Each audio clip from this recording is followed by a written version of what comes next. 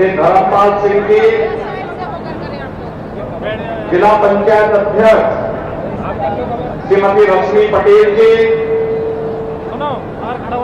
लोकप्रिय सांसद और भारतीय जनता पार्टी के आंवला संसदीय क्षेत्र से प्रत्याशी श्री धर्मेंद्र कश्यप जी, विधान परिषद सदस्य कुंवर महाराज सिंह जी, माननीय विधायकगण डॉक्टर श्याम बिहारी लाल जी, श्री राजीव कुमार सिंह जी, डॉक्टर राघवेंद्र शर्मा जी, पूर्व विधायक श्री धर्मेंद्र साक्य जी, पूर्व विधायक सनोज साक्य जी, भारतीय जनता पार्टी और सहयोगी दलों के सभी पदाधिकारीगण, भारी संख्या में आंवला में आज उपस्थित इस क्षेत्र से जुड़े हुए सभी बहनों और भाइयों, आज मुझे आंवला क्षेत्र में बाबा पंचेश्वर नाथ की इस कृपा भूमि पर आप सबसे संवाद बनाने का सौभाग्य प्राप्त हुआ है। इस पावन धरा को नमन करते हुए मैं आप सबका हृदय से स्वागत करता हूं, अभिनंदन करता हूं। बहनों और भाइयों, मुझे बताया गया कि यह क्षेत्र पौराणिक पांचाल देश की राजधानी के रूप में भी प्रसिद्ध रही है और साथ साथ यही वह क्षेत्र है जहां अज्ञातवास के दौरान 5 पांडवों से यक्ष ने प्रश्न किए थे और उन प्रश्नों का उत्तर धर्मराज युधिष्ठिर ने दिया था। और यहां के बारे में मुझे बताया गया है कि यहां का मरोना धाम जो श्याम ठाकुर की कृपा का धाम बन चुका है, उस धाम में पूर्णिमा के दिन लाखों की संख्या में श्रद्धालु आकर के अपनी मनोकामनाओं की पूर्ति करते हैं। यहाँ के इन सभी पवित्र तीर्थ स्थलों, मंदिरों, पूज्य संतों को नमन करते हुए आप सभी से मैं जो प्रश्न कभी यक्ष ने बहनों और भाइयों युधिष्ठिर से किए थे, पांडवों से किए थे, वही प्रश्न आज मैं आप सबके सामने दोहराना चाहता हूं। बहनों और भाइयों, लोकसभा का चुनाव चल रहा है। तीसरे चरण के लिए चुनाव प्रक्रिया में हम आगे बढ़ चुके हैं। 2 चरणों के चुनाव संपन्न हो चुके हैं। 191 सीटों पर चुनाव अब तक हुए हैं और 191 सीटों के चुनाव के रुझान बताते हैं कि पूरे देश के अंदर एक ही स्वर गूंज रहा है और वह स्वर है कि फिर एक बार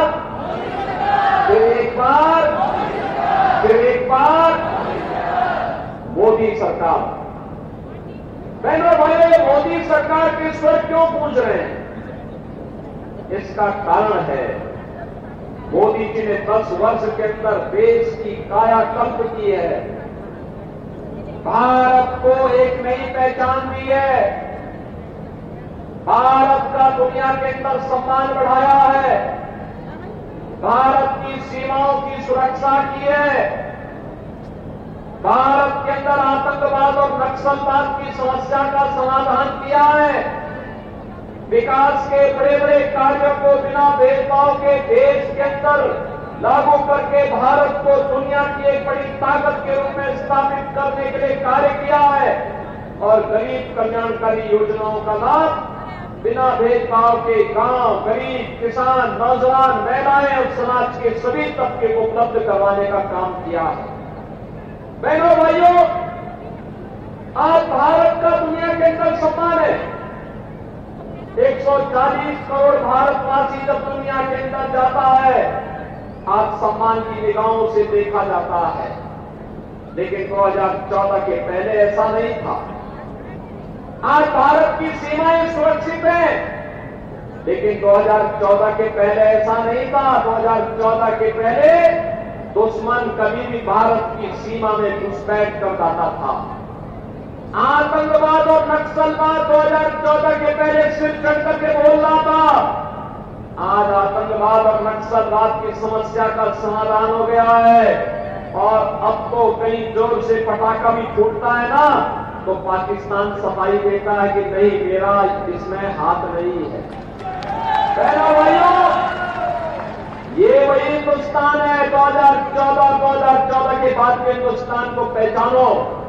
आज हाईवे बन रहे हैं, रेलवे के काम हो रहे हैं, मेट्रो की लाइन बिछ रही है, रैपिड रेल बन रहे हैं, IIT, IIM, multi medical college, IIT, NIT, world class university, ये सभी बन रहे हैं, नए नए उद्योग लग रहे हैं, हर घर नल की योजना भी लागू हुई है। और यही नहीं बहनों और भाइयों, गरीब कल्याणकारी योजनाओं का लाभ किस रूप में 80 करोड़ लोगों को फ्री में राशन की सुविधा का लाभ,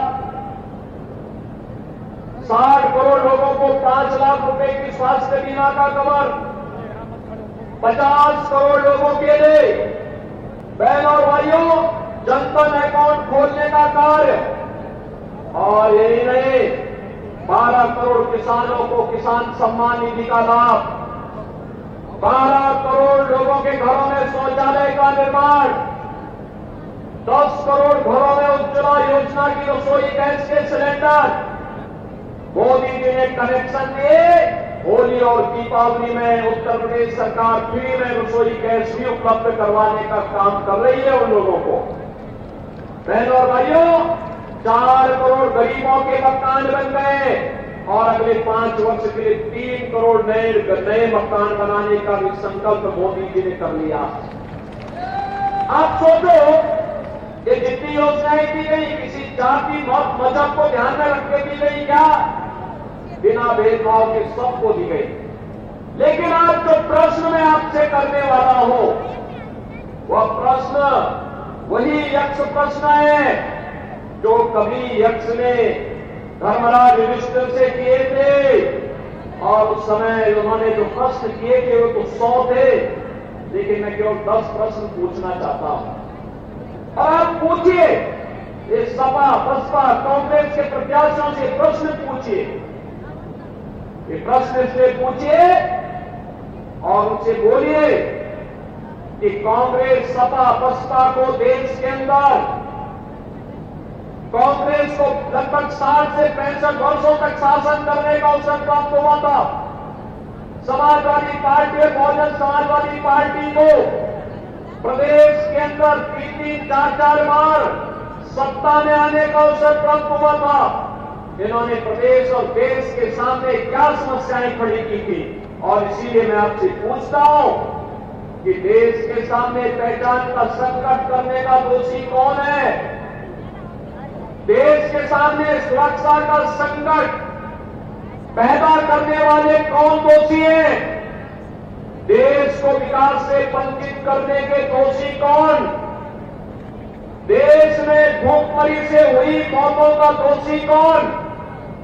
देश में अन्नदाता किसानों की मौत का जिम्मेदार कौन? जो आत्महत्या कांग्रेस की सरकार में अन्नदाता किसान करता था, इसका दोषी कौन है?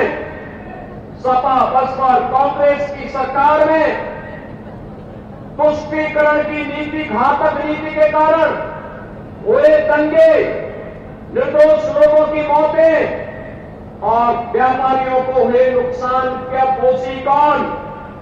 भ्रष्टाचार की भीषण समस्या के कारण भारत का विकास को बाधित हुआ, इसका दोषी कौन? पलायन और बेरोजगारी की समस्या के कारण 2014 के पहले जिन नौजवानों ने पलायन किया था उनके जीवन के साथ खिलवाड़ हुआ था, इसका दोषी कौन है? बिजली और पानी से जनता जनार्दन को वंचित करने वाले कौन वे लोग हैं? क्या कांग्रेस इसका जवाब दे पाएगी? उसका दोषी कौन है? और अंत में बहनों और भाइयों, जो 10वां प्रश्न है वह ये कि इतने दशकों तक शासन करने के बाद भी कांग्रेस, सपा, बसपा आपकी आस्था के साथ खिलवाड़ करती रही, इसका दोषी कौन है? बहनों और भाइयों, ये वही कांग्रेस है, ये वही सपा है, ये वही बसपा है। जब सत्ता में आए थे तब कहते थे, कांग्रेस के लोग कहते थे राम हुए ही नहीं, समाजवादी पार्टी के लोग कहते थे कि अयोध्या में परिंदा भी पर नहीं मर सकता। आखिर आज सत्ता से वंचित हुए, अब कैसे तड़प रहे हैं लोग? जैसे बिन पानी मछली तड़पती है, क्योंकि बगैर सत्ता के लोग रह नहीं सकते। आप सोचिए समाजवादी पार्टी के हाल को देखिए। कल्याण सिंह जी का पूरा जीवन उत्तर प्रदेश के विकास के लिए, श्री राम जन्मभूमि के लिए समर्पित था। और स्वर्गीय कल्याण सिंह जी की जब मृत्यु हुई, समाजवादी पार्टी ने अपने संवेदना के एक भी शब्द नहीं व्यक्त किए। कल्याण सिंह जी प्रदेश के पूर्व मुख्यमंत्री, राज्यपाल, और उनकी दुखद मृत्यु पर समाजवादी पार्टी के पास संवेदना के एक भी शब्द नहीं। मुलायम सिंह जी की मृत्यु हुई, मैं स्वयं गया था, मैं सेफई गया था, लखनऊ भी गया था, सेफई भी गया था, श्रद्धांजलि देने के लिए गया था। लेकिन बहनों और भाइयों, ये समाजवादी पार्टी के वही लोग एक माफिया की मौत पर कैसे घड़ियाली आंसू बहाते हैं। आपने अभी देखा होगा, एक माफिया के मरने पर हत्या करने के लिए गए इस माफिया के साथ। जो लोग हिंदुओं के मरने पर संवेदना न व्यक्त कर सकते हो और माफिया के मरने पर खतिया पढ़ते हो, क्या उनको सत्ता में आने का अधिकार है? क्या उनको सत्ता में आने का अधिकार है? क्या ये लोग जाति का सहारा लेंगे, लेकिन परिवार तक सीमित हो जाएंगे। आपने देखा होगा, समाजवादी पार्टी ने एक ही परिवार के सब लोगों को निकलते, अपने ही परिवार के सब लोग, परिवार के बाहर कोई नहीं, परिवार के बाहर सोच ही नहीं है, जाति का सहारा लेंगे। लेकिन बहनों और भाइयों, घूम फिर करके परिवार में आएंगे। और ये तो महाभारत की धरती है, महाभारत के रिश्ते देखने तो उसके सबसे अच्छे नमूने समाजवादी पार्टी के लोग हैं। वहां सभी पात्र महाभारत के मिल जाएंगे। और इसीलिए मैं आप सबसे कहने के लिए आया हूं, कांग्रेस और सपा बसपा का जो हिडन एजेंडा है, उनके घोषणा पत्र से उजागर होता है। वे फिर से प्रदेश को, देश को दंगों की आग में झोंकना चाहते हैं, भारत का विभाजन की आधारशिला रखना चाहते हैं।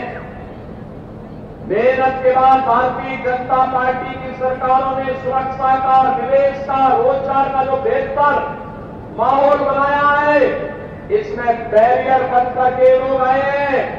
हमें देश के विकास में किसी को बैरियर नहीं बनने देना चाहिए। अगर कांग्रेस, सपा, बसपा चाहती, कांग्रेस चाहती देश की आजादी के तत्काल बाद अयोध्या में राम जन्मभूमि के भव्य मंदिर के निर्माण का मार्ग प्रशस्त हो गया होता। कांग्रेस ने तो कहा राम हुए ही नहीं, यानी हमारे आराध्य देव को अपने स्वयं की जन्मभूमि के लिए प्रमाण जुटाने पड़े। लेकिन सत्य को कोई झुटला नहीं सकता है।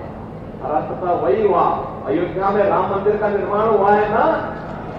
क्या ये कांग्रेस, सपा, बसपा के लोग कर पाते? क्या ये लोग कर पाते? क्या आतंकवाद की समस्या का समाधान ये लोग कर पाते? क्या नक्सलवाद की समस्या का समाधान ये लोग कर पाते? क्या भ्रष्टाचार पर प्रहार कांग्रेस, सपा, बसपा के लोग कर पाएंगे? क्या सुरक्षा का माहौल ये दे पाएंगे? क्या और माफिया से निपटने का काम ये लोग कर पाएंगे? क्या अरे तो माफिया और दंगाइयों को अपने गले का हार बना करके घूमते थे। और तो भारतीय जनता पार्टी की सरकार है जो माफिया कल तक सत्ता का सरपरस्त बन करके आम जनता को, व्यापारी को, बेटी को तबाह करता था, आज गले में तख्ती लटका करके घूमे घूमे फिर रहा, कहता साहब जान बकस तो एक बार बस ठेला लगा करके पेट भर दूंगा। और इन माफिया अपराधियों को ठेला लगाने के लिए मजबूर कर दो। मेहनत कैसे होती है ये करना सिखाओ इनको, नहीं तो ये लोग गरीबों के आंखों पर टकैती डालेंगे, कमजोर लोगों को तबाह करेंगे, व्यापारियों से रंगदारी वसूली करेंगे, नौजवानों के हाथों में तमचा लहराने का काम करेंगे। हमें नौजवानों के हाथों में तमचा नहीं, हमें उसके हाथ में टैबलेट देना है, टैबलेट, जिससे वह एक स्मार्ट यूथ के रूप में देश के विकास में और मोदी जी के विजन के अनुरूप विकसित भारत के निर्माण में अपना योगदान कर सके। हमें व्यापारी से रंगदारी वसूली करने वाले लोग नहीं चाहिए, व्यापारी को स्वनिधि देने वाली सरकार चाहिए, स्वनिधि का तोहफा देने वाली सरकार चाहिए। हमें गरीब और कमजोरों की लैंड पर कब्जा करने वाले माफिया नहीं चाहिए, हमें तो उन्हें स्वामित्व योजना में मालिकाना अधिकार देने वाली सरकार चाहिए, और ये काम केवल भाजपा कर सकती है। और इसीलिए मैं आया हूं कि जाति के सौदागर परिवार जाति के नाम पर आएंगे, परिवार का पेट भरेंगे और बाद में जनता की अमानत पर, उनकी इज्जत पर भी हाथ डालने का काम करेंगे। इन लोगों को दोबारा सत्ता में आने का कोई अधिकार नहीं। और बहनों और भाइयों, कांग्रेस का मैनिफेस्टो, इंडी गठबंधन का, कांग्रेस सपा का जो मैनिफेस्टो है, ये तो एक खतरनाक बात को ध्यान आकर्षित करता है। ये कहते हैं अपने मैनिफेस्टो में, जो बाबा साहब भीमराव अम्बेडकर ने कहा था, संविधान बनाते समय उन्होंने कहा धर्म के आधार पर आरक्षण नहीं हो सकता, आरक्षण का लाभ अनुसूचित जाति जनजाति के लोगों को ही मिलेगा। और मंडल कमीशन की रिपोर्ट के बाद अब पिछड़ी जाति के लोगों को इसका लाभ मिलेगा। लेकिन कांग्रेस और सपा गठबंधन क्या कहती है? ये कहती है कि हम लोग ऐसी व्यवस्था करेंगे कि पिछड़ी जाति और अनुसूचित जाति के आरक्षण में से कुछ हिस्सा काट करके ये मुस्लिम को देने का कुछ प्रयास करने जा रहे हैं। क्या आप इसको सफल होने देंगे? क्या हिंदुओं के हक में डकैती डालने की छोड़ देंगे? क्या इन्होंने पहले देश को बांटा, आज ये देश को 1947 में विभाजन करने के बाद आज इनकी दृष्टि आपकी संपत्ति पर आ गई। अब ये कहते हैं हर भारतीय की संपत्ति का सर्वे करवाएंगे, सर्वे करा करके फिर ये कहेंगे कि इसमें एक विरासत टैक्स लगेगा, और विरासत टैक्स के आधार पर क्या कहेंगे कि आपके बाप दादों की जो संपत्ति होगी, घर होगा, खेत होगा, खलिहान होगा, फिर उसमें कहेंगे कि इसमें से आधा संपत्ति में विरासत टैक्स में सरकार ले रही है, और समाजवादी पार्टी और कांग्रेस के गुंडे उस संपत्ति पर कब्जा कर जाएंगे। क्या आप इसको स्वीकार करेंगे? क्या इसकी मंशा स्वीकार होने देंगे? क्या? और इसीलिए बहनों और भाइयों, मैं आप सबके बीच में आया हूं आपसे अपील करने के लिए। मोदी जी ने देश को एक विजन दिया है, विकास का, सुरक्षा का, समृद्धि का और नए भारत का। आज दुनिया में सम्मान बढ़ा है, सुरक्षा का बेहतर माहौल हुआ है, आज भारत को दुनिया में कहीं भी जाकर सम्मान मिलता है।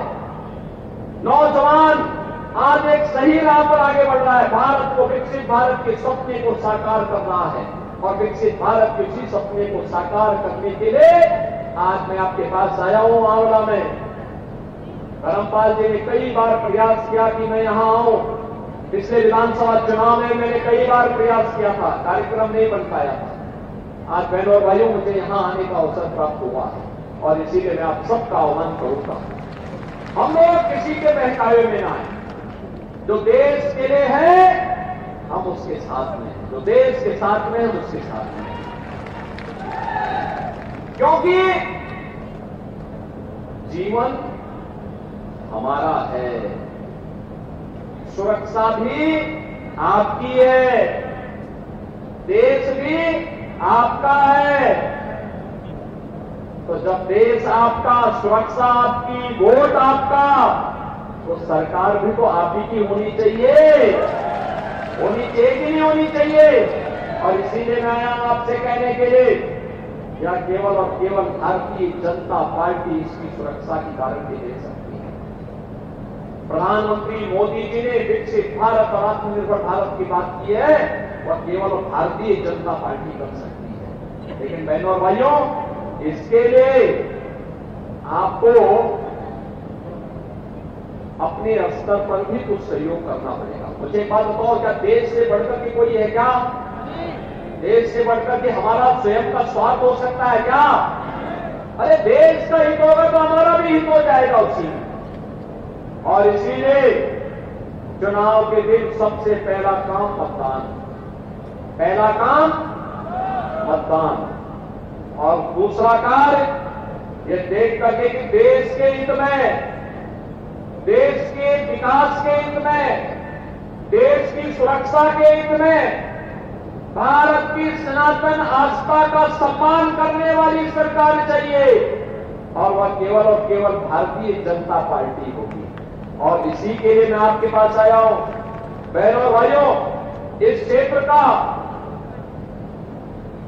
यानी आंवला क्षेत्र से तो मुझे कई बार मेरे साथ में हम लोग साथ साथ काम किए। स्वर्गीय राजवीर सिंह जी कई बार हम लोग संसद में साथ साथ थे। मुझे गोरखपुर से 5 बार सांसद बनने का अवसर प्राप्त हुआ था, और इसमें स्वर्गीय राजवीर सिंह जी हमारे साथ, हम लोग साथ साथ सांसद। आज हमारे बीच में उनका पुत्र यहां मंच पर भारतीय जनता पार्टी के लिए कार्य कर रहा है। वो सर्वराज सिंह जी भी थे, लेकिन हो सकता है कि कुछ विचलन हो, लेकिन देर आए दुरुस्त आए। अवश्य उनका आशीर्वाद भी भारतीय जनता पार्टी के प्रत्याशी को प्राप्त होगा, देर से देर जरूर प्राप्त होगा।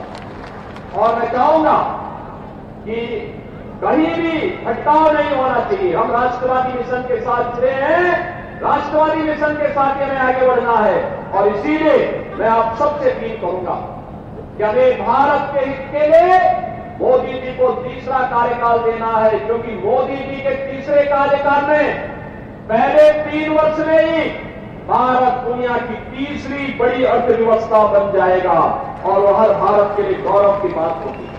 आप चाहते हैं ना कि भारत दुनिया की एक ताकत बने? आप चाहते हैं भारत दुनिया की एक ताकत बननी चाहिए? यह काम केवल भाजपा कर पाएगी, और इसके लिए आंवला संसदीय क्षेत्र के मतदाताओं से मैं अपील करूंगा, मेरी अपील होगी, आप सबको मोदी जी का और योगी जी का प्रतिनिधि बनकर के घर घर जाना होगा। जाएंगे, घर घर जाएंगे, लोगों से अपील करेंगे, और स्वयं भी धर्मेंद्र कश्यप बनना पड़ेगा। बनेंगे, घर घर जाकर के जनता जनार्दन से अपील करनी है, और एक ही अपील करनी है, और वो अपील ये करनी है कि धर्मेंद्र कश्यप को रामायण काल के संबंधों को निभाने के लिए आया है। जब प्रभु राम की नैया को पार करने के लिए केवट आया था, उसी केवट के प्रतिनिधि के रूप में वो आपके बीच आया है। इस क्षेत्र के विकास को एक नई ऊंचाई तक पहुंचाने का काम करेगा। क्या इस संदेश को लेकर के जाएंगे? और इसके लिए कमल फूल पर आपको भारी बहुमत से धर्मेंद्र कश्यप को विजयी बनाने के लिए कार्य करना है। करेंगे आप सभी लोग कार्य? लोगों से करवाएंगे भारी बहुमत से? तो मेरे साथ बोलेंगे भारत माता की